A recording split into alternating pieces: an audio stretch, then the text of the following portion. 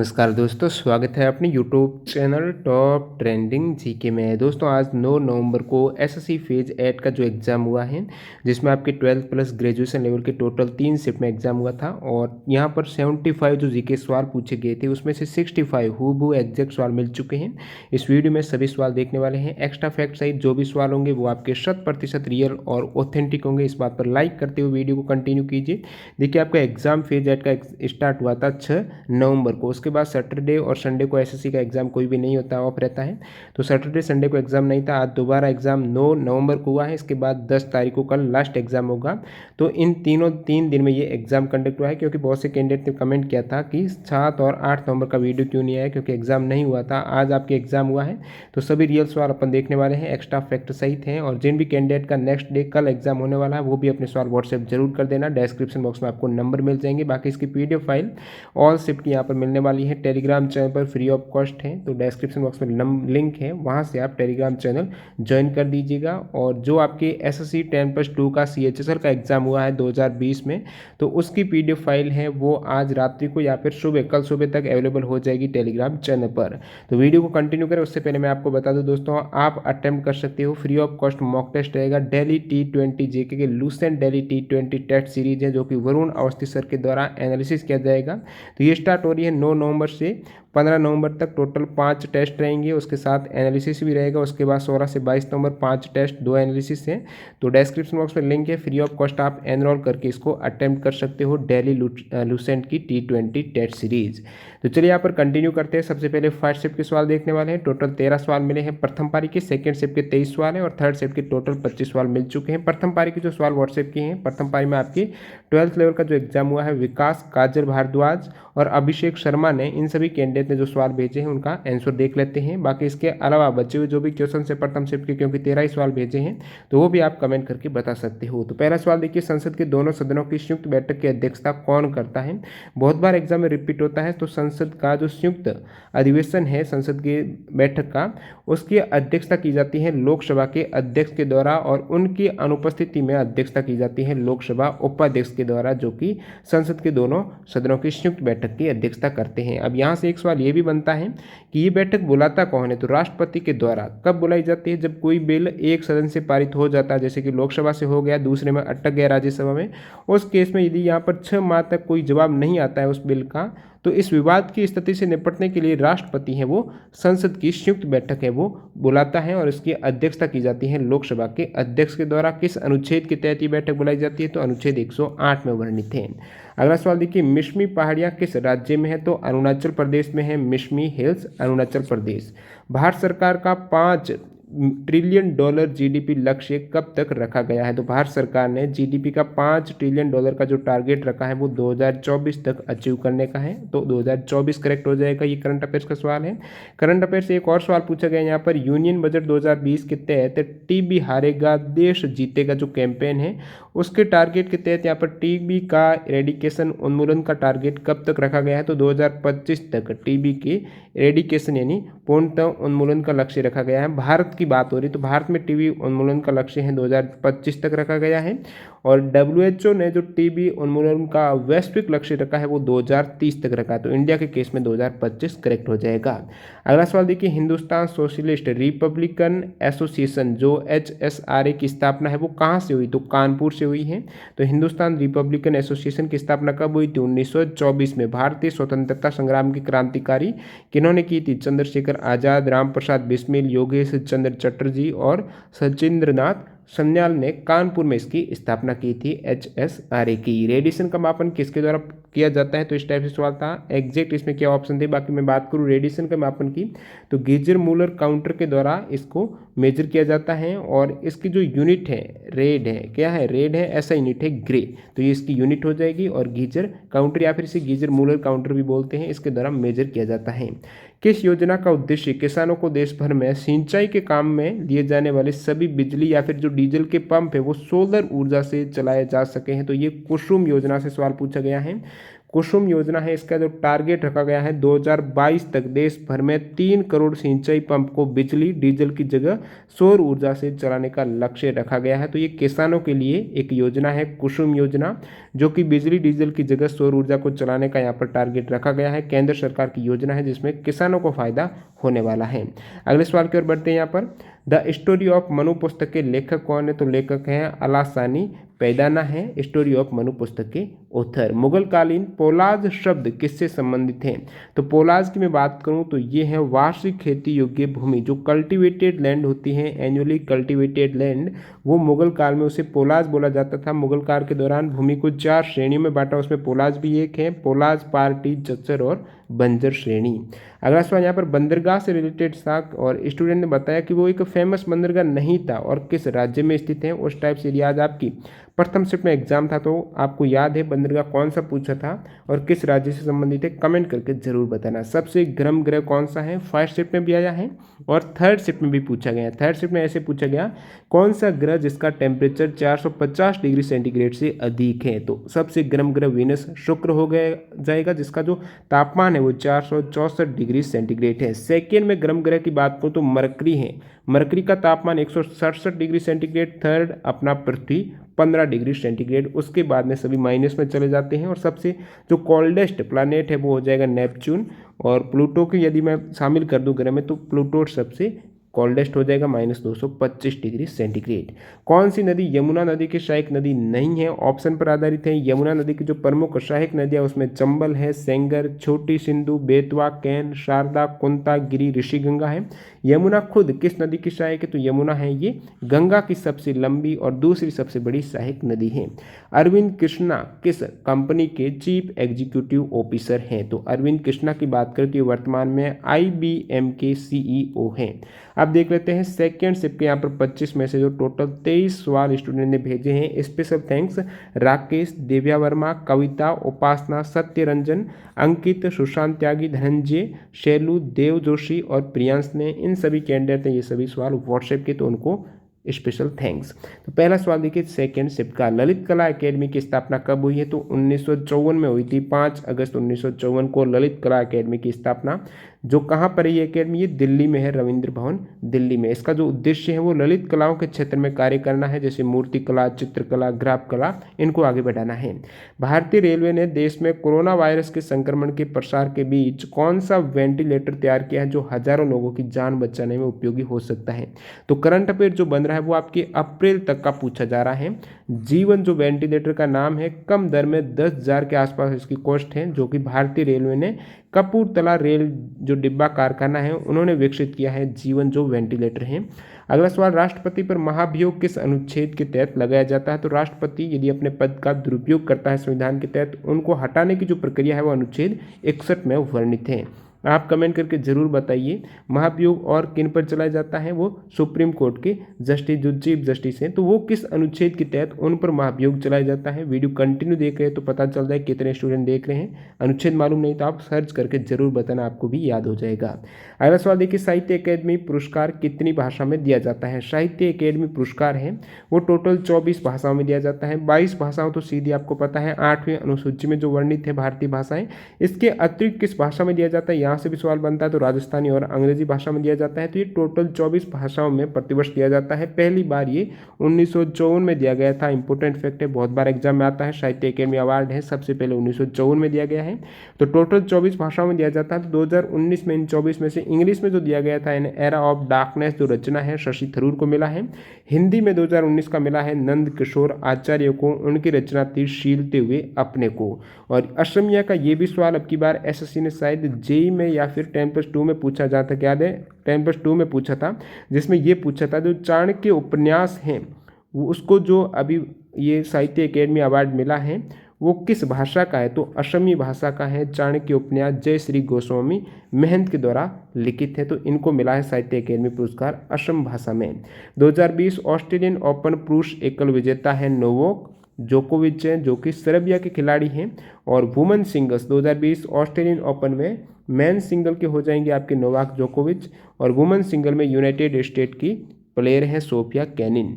Next one देखिए vernacular press act. ऐसे से ये सवाल बहुत से एग्जाम में रिपीट कर रहा है। वर्नाकुलर प्रेस एक्ट है, एक तो पूछा जाता है कब पारित हुआ था, तो 1878 में पारित हुआ था 14 मार्च। एक पूछा जाता है किसके कार्यकाल में पारित हुआ था, तो ये अधिनियम लॉर्ड लिट्टन के कार्यकाल में पारित हुआ था। और किसने इसको निरस्त कर दिया था वर्नाकुलर प्रेस एक्ट को, तो लॉर्ड रिपन ने। लिट्टन ने स्टार्ट किया, रिपन ने निरस्त किया और 1878 में ये पारित हुआ था। महात्मा गांधी के गुरु ने 1905 में किसकी स्थापना की थी। अब गुरु का नाम भी नहीं दिया तो पता होना चाहिए, गोपाल कृष्ण गोखले है महात्मा गांधी जी के गुरु। उन्होंने 1905 में जो स्थापना की थी वो थी सर्वेंट्स ऑफ इंडिया सोसाइटी की स्थापना पुणे महाराष्ट्र में की थी 1905 में। 12 जून 1905 को गोपाल कृष्ण गोखले के द्वारा स्थापना की गई थी the servant of India society. हाल ही में भारतीय वायुसेना ने किस ऑपरेशन के तहत, तो ये भी अप्रैल 2020 का करंट अफेयर्स है, जो भारतीय वायुसेना ने एक ऑपरेशन के माध्यम से आवश्यक दवाइयों तथा अस्पताल के उपयोगी संबंधी 6.2 टन सामग्री को मालदीव पहुंचाया था। किस ऑपरेशन के तहत ये मालदीव को सहायता पहुंचाई गई है, तो ऑपरेशन संजीवनी के तहत IAF यानी इंडियन एयरफोर्स ने ये सहायता मुहैया कराई थी। राधाकृष्ण माथुर किस केंद्र शासित प्रदेश जो यूनियन टेरिटरी है उनके प्रथम उपराज्यपाल बने हैं, तो राधाकृष्ण माथुर बने हैं लद्दाख के प्रथम उपराज्यपाल, जो वर्तमान में भी है। 31 अक्टूबर 2019 से ये बने हैं। कौन सी प्रायद्वीप पेनिनसुलर रिवर कौन सी नहीं है, ये आपको पूछा गया है। तो प्रायद्वीपीय नदियों में ऑप्शन पर आधारित है, कौन सी है मैं बता देता हूँ। कुछ जो फेमस हैं प्रायद्वीपीय नदियाँ, उसमें कावेरी, नर्मदा, तापी, कृष्णा, महानदी और गोदावरी हैं। और गोदावरी सबसे बड़ी प्रायद्वीपीय नदी प्रणाली में से एक है गोदावरी, और इस कारण इसे दक्षिण गंगा भी कहते हैं। प्रायद्वीपीय नदियाँ भारत की वो नदियाँ होती हैं जो पठारों और छोटी पहाड़ियों से निकलती हैं। हिमालय से निकलने वाली अलग है, प्रायद्वीपीय अलग है। एक और यहाँ से पूछ लिया है, महानदी का उद्गम कहाँ से होता है, तो उद्गम होता है छत्तीसगढ़ से। छत्तीसगढ़ के रायपुर जिले के सिहावा के पास से निकलती है, जिसकी लेंथ है 851 किलोमीटर महानदी। कौन सा दर्रा पास हिमाचल प्रदेश में है, कौन सा हिमाचल प्रदेश में है, तो ये हो जाएगा रोहतांग दर्रा। ये 4 ऑप्शन दिए गए थे। बनिहाल दर्रे की बात करूँ तो जम्मू और कश्मीर में है, जो जम्मू और श्रीनगर को कनेक्ट करता है। बोमडिला है अरुणाचल प्रदेश के तवांग और तिब्बत को जोड़ता है, जो जिला कश्मीर घाटी को लेह से। तो ये भी जम्मू कश्मीर का, ये भी जम्मू कश्मीर, बोमडिला अरुणाचल प्रदेश। पीछे रह गया रोहतांग है, शिपकीला है, ये प्रमुख दर्रे हैं हिमाचल प्रदेश के। अगला सवाल देखिए, लोकसभा भंग होने पर लोकसभा स्पीकर तुरंत इस्तीफा नहीं दे सकते, ये किस अनुच्छेद में वर्णित है, तो इसका आंसर आप कमेंट करके बता सकते हो। लोकसभा भंग होने के केस में लोकसभा जो स्पीकर हैं वो अपना तुरंत इस्तीफा नहीं दे सकते हैं। एक ये भी सवाल पूछा हुआ है, वो कब तक अपना इस्तीफा नहीं दे सकते, तो after the house is dissolve हो जाता है, लोकसभा भंग हो जाती है, उस केस में स्पीकर रिमेन रहता है, लोकसभा का स्पीकर रहता है, उसको हटाया नहीं जाता है जब तक प्रथम मीटिंग नहीं हो जाती, उसके बाद वो इस्तीफा दे सकते हैं।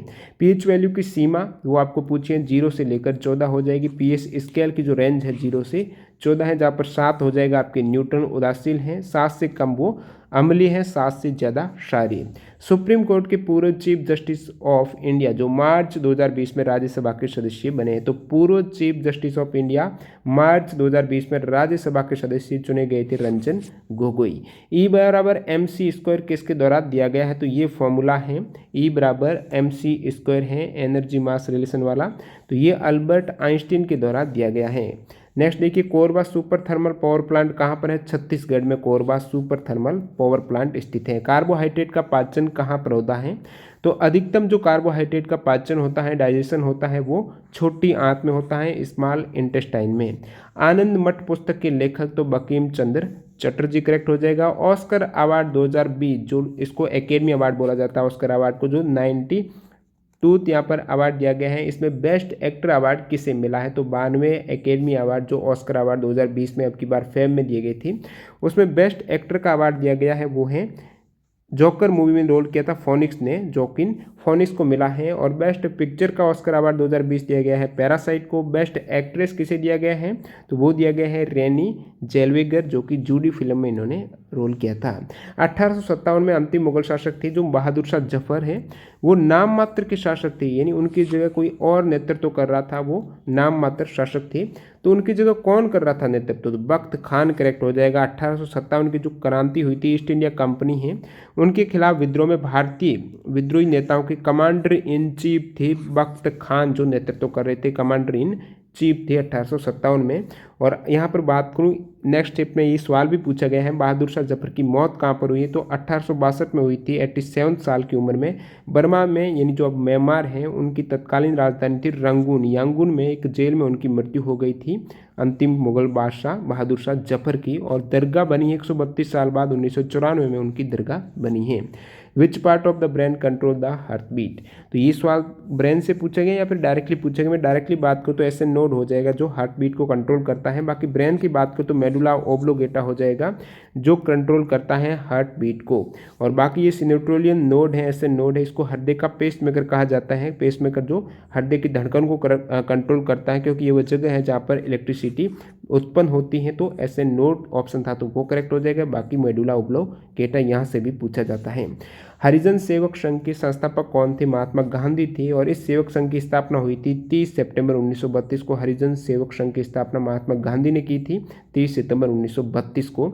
और पहले इस संगठन का नाम था अस्पृश्यता निवारण संघ रखा गया था, जिसे चेंज किया था 1933 में। प्रथम अध्यक्ष थे हरिजन सेवक संघ के, वो थे घनश्याम दास बिरला, ये प्रसिद्ध उद्योगपति थी। अब देख लेते हैं थर्ड सेट जो ग्रेजुएशन लेवल का एग्जाम हुआ है, सेकेंड और थर्ड दोनों ग्रेजुएशन लेवल का एग्जाम था।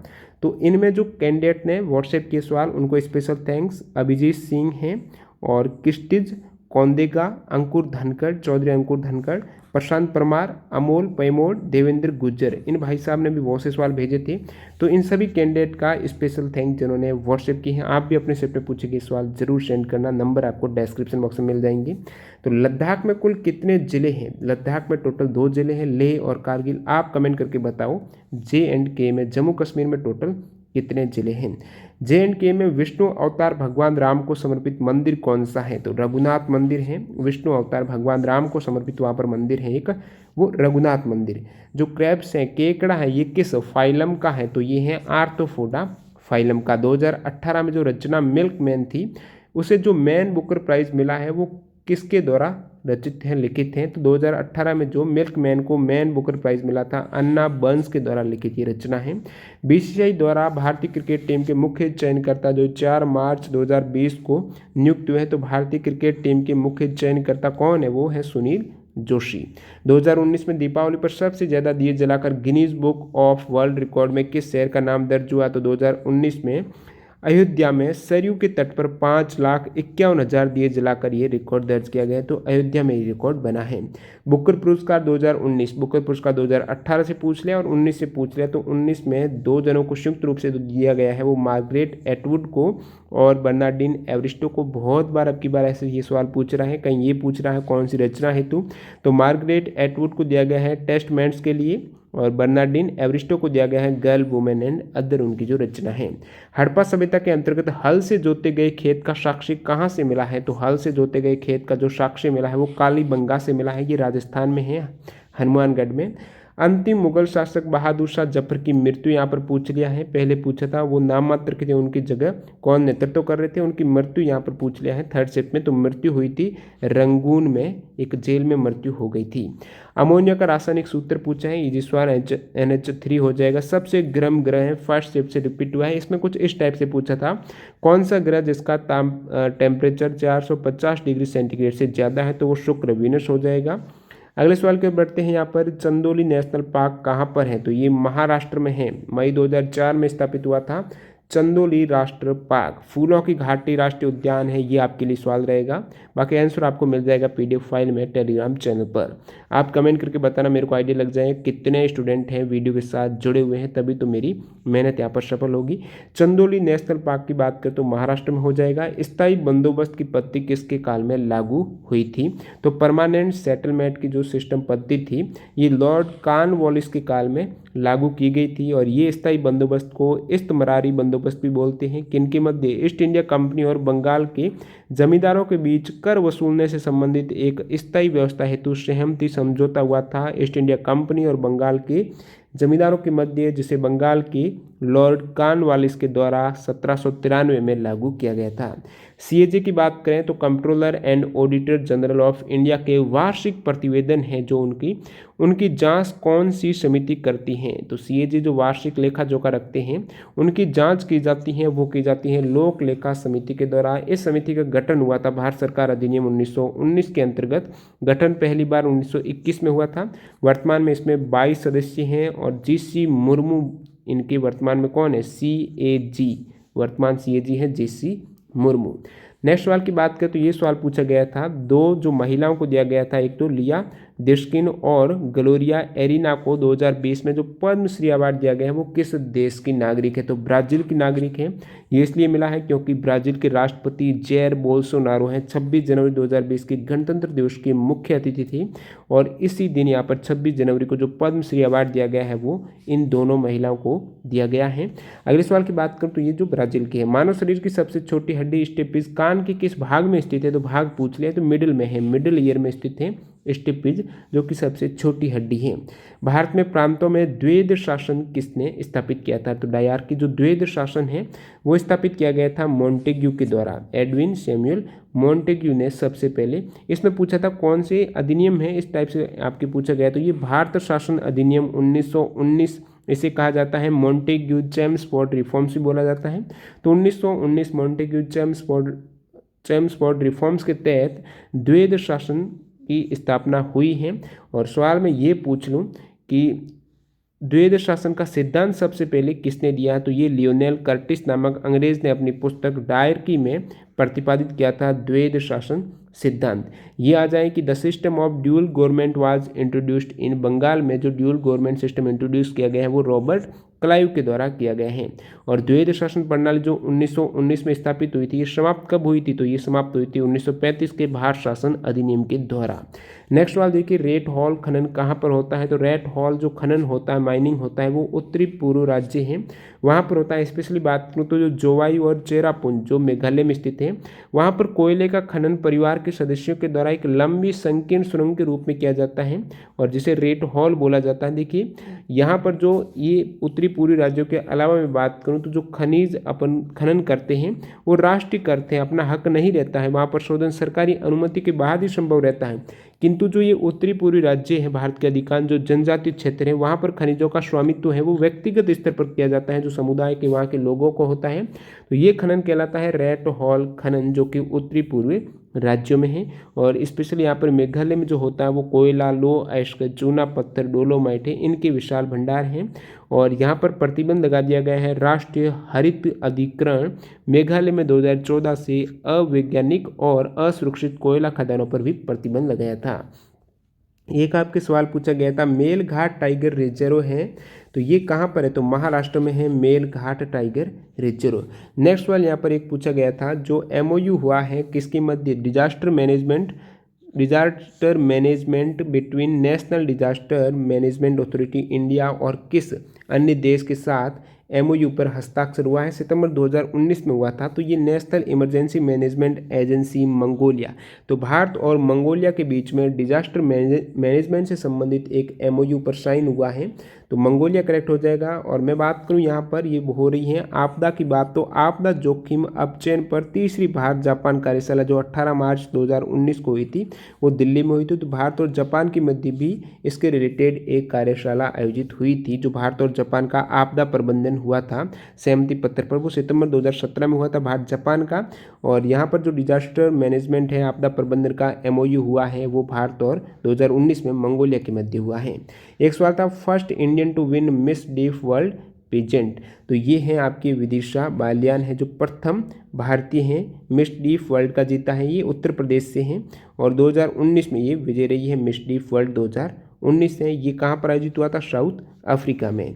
अगला सवाल देखिए, प्रथम सबसे पुरानी पैरामिलिट्री फोर्स कौन सी है। भारत की जो पैरामिलिट्री फोर्स है बीएसएफ, असम राइफल है, सीआईएसएफ है, उनमें सबसे पुरानी की बात को तो असम राइफल है।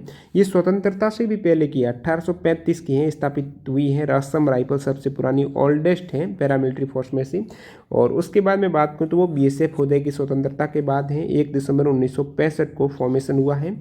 और सेंट्रल इंडस्ट्री सिक्योरिटी फोर्स है सीआईएसएफ, इसके बाद 10 मार्च 1969 है। 1835 के बाद भी हुई है, लेकिन स्वतंत्रता के बाद इसका आंसर हो जाएगा आई थिंक स्वतंत्रता का आपको पूछा था, तो बीएसएफ है 1 दिसंबर 1965 में स्थापित।